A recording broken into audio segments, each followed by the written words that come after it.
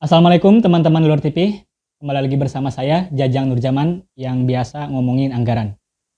Teman-teman di Luar TV, kali ini kita akan membicarakan soal salah satu badan usaha milik negara, yakni PT Pertamina. Bicara soal apa saja? Saksikan terus di Luar TV.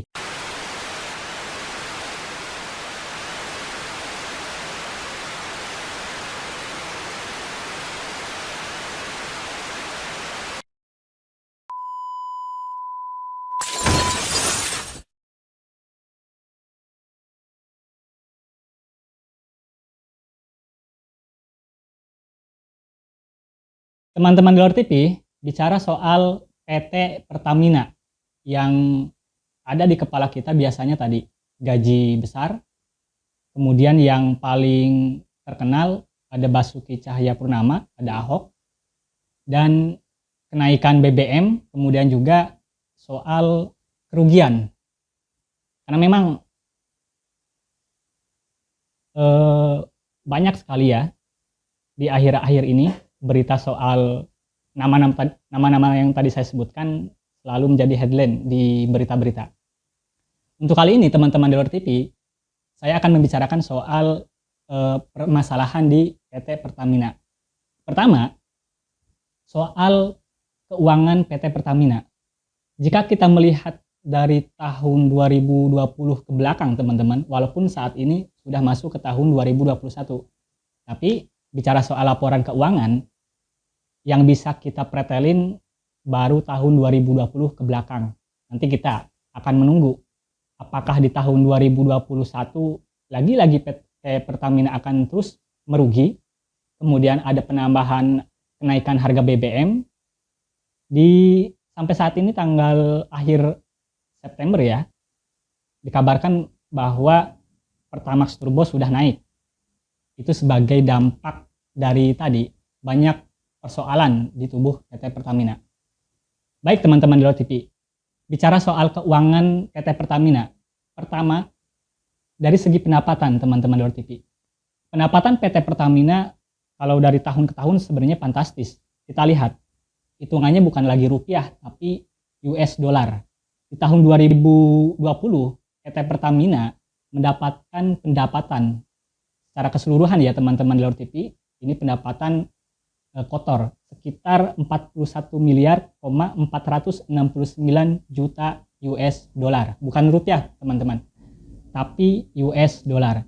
Tapi angka ini teman-teman, jika dibandingkan dengan tahun-tahun sebelumnya di 2019 dan 2018, ada penurunan yang drastis. Misalnya di tahun 2019 teman-teman, pendapatan PT Pertamina di tahun 2019 mencapai 54 miliar 793 juta US dollar, dan di 2018 angkanya sangat tinggi, mencapai 58 miliar 111 juta US dollar. Jadi jika dibandingkan pendapatan PT Pertamina di tahun 2020 dengan 2018, ada penurunan teman-teman. Kita tidak pakai angka US dollar lah, kita pakai angka rupiah. Jika dirupiahkan, ada penurunan sekitar 256,5 triliun. Itu hitungan kasar teman-teman. Dihitung kurs rupiah di tahun 2020 dengan pendapatan di tahun 2018. Ada ratusan triliunan penurunan pendapatan. Teman-teman Luar TV, tadi saya membicarakan soal menurunnya pendapatan PT Pertamina. Memang terdapat banyak indikator. Katanya ada 3 faktor yang dikatakan oleh Direktur Pertamina, dan itu disampaikan ke media-media, misalnya pandemi, kemudian turunnya harga minyak mentah, dan penurunan ekonomi dan sebagainya. Tapi teman-teman di Luar TV, pendapatan ini menurunnya tetap harus menjadi catatan. Dan jika teman-teman belum tahu soal pendapatan apa saja, ini terkait dengan pertama, terkait dengan penjualan PT Pertamina terkait dengan minyak mentah, kemudian juga ada gas bumi, energi panas bumi, dan produk minyak bumi lainnya yang di Indonesia misalnya, itu di internal. Kemudian juga ada juga nih teman-teman biaya atau pengganti biaya subsidi dari pemerintah. Jadi kan ada beberapa bahan bakar minyak yang harganya dimurahkan, kemudian itu disubsidi sama pemerintah. Itu masuk ke PT Pertamina, itu menjadi salah satu pendapatan juga. Kemudian juga teman-teman, ada juga dari ekspor minyak mentah. Sampai saat ini salah satu sumber pendapatan dari dari Pertamina itu dari penjualan minyak mentah.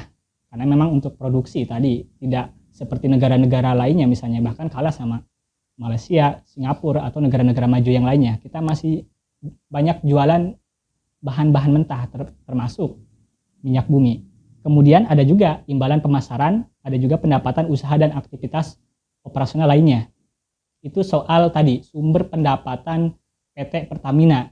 Memang banyak nih sumbernya teman-teman, tapi ternyata dari tahun ke tahun selalu mengalami penurunan. Teman-teman di luar TV, tadi kita sudah melihat bagaimana kondisi keuangan PT Pertamina. Selalu ada penurunan pendapatan.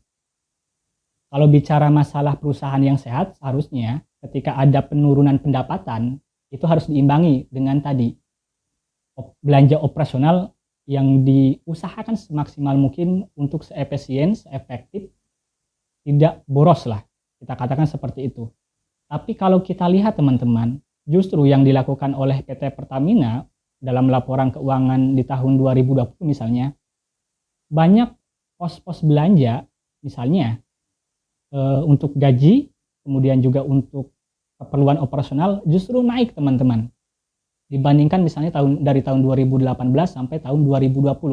Sebagai contoh teman-teman, untuk biaya gaji karyawan, jadi ada total ribuan karyawan di PT Pertamina. Ini jika dibandingkan di tahun 2018, 19, 20 ada kenaikan. Di tahun 2020 untuk kebutuhan gaji karyawan itu menghabiskan anggaran sekitar 29,1 miliar. Di tahun 2019 sekitar 28,1 miliar, dan di tahun tadi di 2019 teman-teman, kemudian di tahun 2018 sekitar 27 miliar. Jadi kalau dibandingkan antara tahun 2018 ke tahun 2020 ada kenaikan biaya gaji karyawan sekitar 2,1 miliar. Ya ini wajar, tidak apa-apa untuk gaji karyawan teman-teman. Tapi melihat kondisi untuk saat ini sebenarnya teman-teman, dalam kondisi pandemi, kemudian juga mobilisasi di perusahaan Pertamina seharusnya tidak mengalami tadi kenaikan ya. Jadi untuk kebutuhan gaji, misalnya apakah ada penambahan karyawan dan sebagainya, itu kita tidak tahu. Tapi ternyata dari segi pendapatan turun, tapi dari segi gaji karyawan terus naik. Tidak masalah untuk gaji karyawan, mungkin itu untuk mensejahterakan, untuk tunjangan dan lain-lain. Tapi ternyata ada yang lebih besar lagi teman-teman. Ini untuk biaya umum dan administrasi.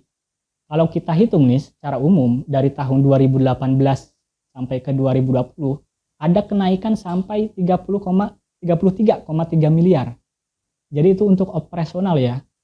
Kita juga tidak tahu nih bagaimana dalam kondisi pandemi, kemudian juga katanya pendapatan terus menurun, tapi justru kebutuhan untuk biro umum, untuk administrasi, ya untuk operasional lah, justru naik sampai puluhan miliar, 33,3 miliar. Selanjutnya teman-teman di luar TV, yang paling menarik ini terkait gaji tadi. Tadi kita sudah menyebutkan soal gaji karyawan. Beda lagi teman-teman dengan gaji di tataran elit, kita sebut tataran elit lah. Tataran elit itu siapa saja teman-teman? Tataran elit itu ada komisaris, ada direksi. Kita mengenal tadi Basuki Cahayapurnama merupakan komisaris utama dari PT Pertamina. Kemudian juga ada Nike, direktur utama dari PT Pertamina. Bagaimana dengan gajinya? Tentunya beda teman-teman dengan gaji-gaji yang karyawan-karyawan di bawah. Dan jika kita lihat nih teman-teman terkait gaji para pejabat elit di PT Pertamina, kalau kita bandingkan dengan tentunya perbandingannya dengan badan usaha milik negara lainnya. Saya mencoba mencari-cari teman-teman terkait dengan tadi, karena kan ini juga sempat ramai soal gaji komisaris dan direksi. Walaupun yang banyak dipertanyakan soal gaji komisaris, karena mungkin ada faktor Ahok ya, ketika Ahok jadi komisaris, orang-orang mulai nih bertanya-tanya soal seberapa besar sih gaji jadi komisaris PT Pertamina jika dibandingkan dengan gaji misalnya gubernur. Ahok sendiri sudah menjawab gajinya lebih besar gitu. Dan yang paling menarik teman-teman, untuk gaji PT Pertamina sebenarnya kalau kita pengen melihat, pertama kita bisa lihat di laporan keuangan atau annual report ya, yang selalu dikeluarkan setiap tahunnya. Tapi khusus untuk PT Pertamina teman-teman, terkait gaji direksi dan komisaris itu tidak dipublis teman-teman. Jadi kita susah mengaksesnya, mungkin karena digabung-gabungkan kayak tadi. Kenapa saya mempersoalkan terkait dengan keterbukaan gaji komisaris dan direksi? Karena jika dibandingkan dengan badan usaha milik negara lainnya, itu dijelaskan secara rinci teman-teman.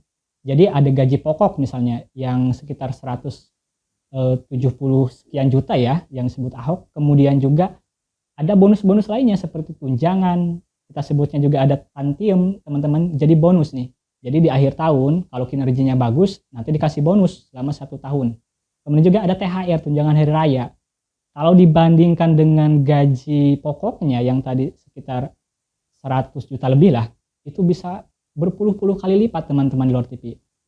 Seperti yang pernah ramai nih teman-teman, sempat ramai kita pernah mendengar bahwa katanya gaji untuk komisaris atau untuk Ahok nih, komisaris utama dan komisaris lainnya itu sekitar 3,16 miliar 3,16 miliar per bulan dikali 12 itu berapa 10 miliar teman-teman.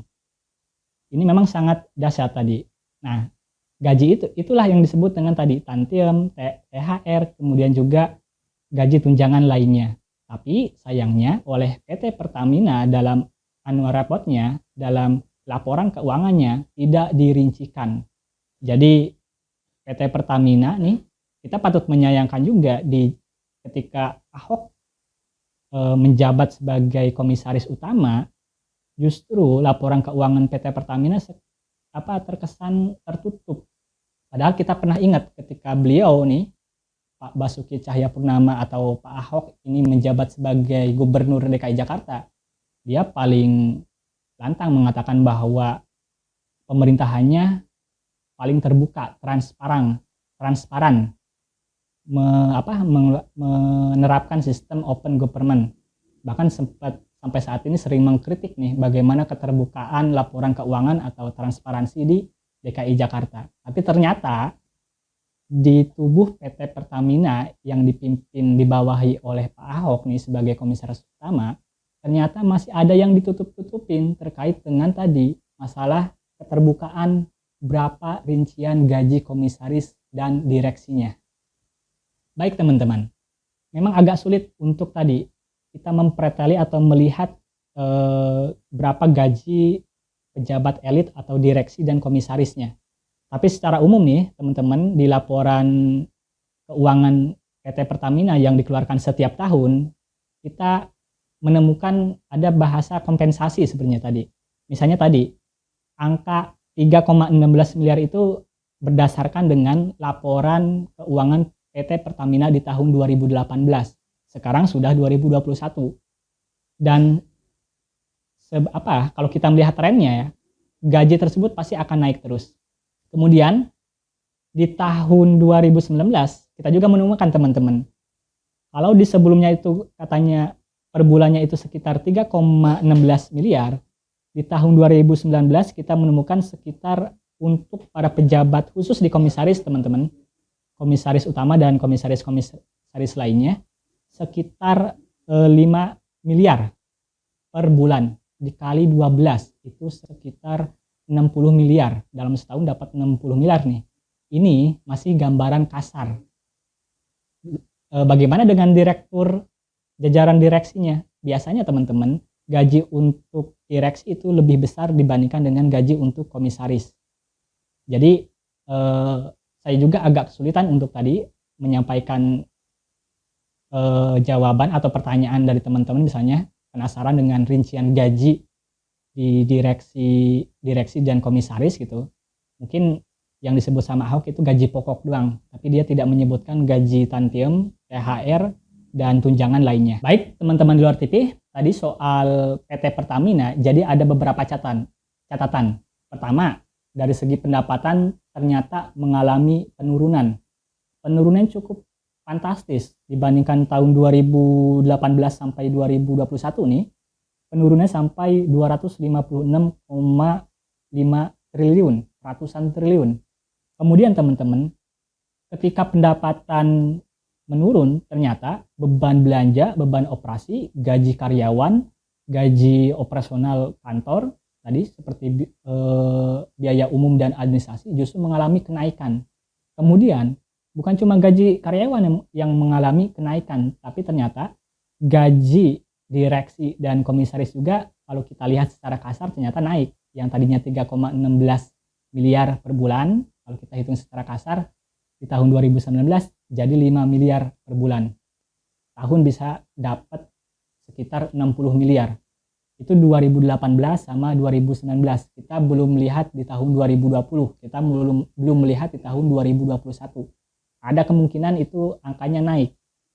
Kemudian kabar buruk lainnya dari PT Pertamina di tahun 2020 nih, semester 1 ya teman-teman, katanya PT Pertamina, ini bukan katanya lagi, tapi sudah jelas ya mengalami kerugian. Kerugiannya sangat besar, sekitar 11,33 triliun. Padahal di tahun 2019 di semester yang sama ya, sama juga mengalami kerugian, itu sekitar 9,7 triliun. Jadi ini semakin menambah catatan buruk terkait dengan PT Pertamina. Pertama, pendapatan menurun, kemudian juga biaya operasional kantor dan lainnya itu justru malah naik, gaji karyawan, direksi dan komisaris terus naik, kemudian rugi sampai belasan triliun, dan ditambah teman-teman di luar TV, terakhir nih kabar buruk lagi dari PT Pertamina. PT Pertamina sampai saat ini punya hutang, jika ditotal nih, total hutang jangka pendek dan jangka panjang itu sekitar 500 triliun rupiah. Ini hampir, kalau kita bandingkan dengan APBN ya, sekitar 2000 triliun lebih. Ini angka yang fantastis. Kita bingung nih, PT Pertamina bagaimana nih menutupi hutangnya tersebut. Hutang sampai ratusan triliun, tapi ternyata kinerja juga dari segi pendapatan dan sebagainya nurun. Dan jelas dari segi keuangan juga mengalami kerugian, tapi gaji para pejabatnya justru naik. Teman-teman di luar TV, mudah-mudahan kedepannya kita berharap PT Pertamina tentunya mengalami perbaikan lah ya. Jangan sampai kalah lah sama pedagang eceran ya. Pedagang eceran yang jual BBM nih, Pertalite sama bensin udah nggak ada mungkin. Nggak pernah tuh ada cerita katanya rugi. Ini mbahnya BBM nih yang punya berapa ribu SPBU gitu, ratusan SPBU lah. Justru katanya rugi terus. Kita dengernya setiap tahun, masa kalah sama penjual eceran? Baik teman-teman di luar TV, sekian soal PT Pertamina. Saya Jajang Durjaman. Terima kasih.